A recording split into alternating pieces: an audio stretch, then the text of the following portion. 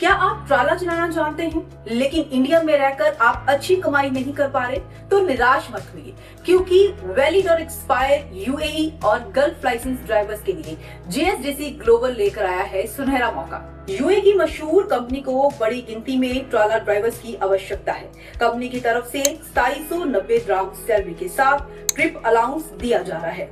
इस कंपनी में काम कर रहे पुराने ड्राइवर्स 4000 से 5000 dirham महीना सैलरी के साथ ट्रिप भी ले रहे हैं। जो ड्राइवर्स यूएई में अवेलेबल हैं, वो भी इस कंपनी में दुबई रहते हुए जीएसडीसी ग्लोबल की दुबई टीम के साथ संपर्क करके इसमें अप्लाई कर सकते हैं। इंटरव्यू बहुत ही जल्दी जलंधर और ऊना में होने जा रहा है। इस बारे में और जानकारी के लिए जीएसडीसी ग्लोबल के साथ संपर्क करें।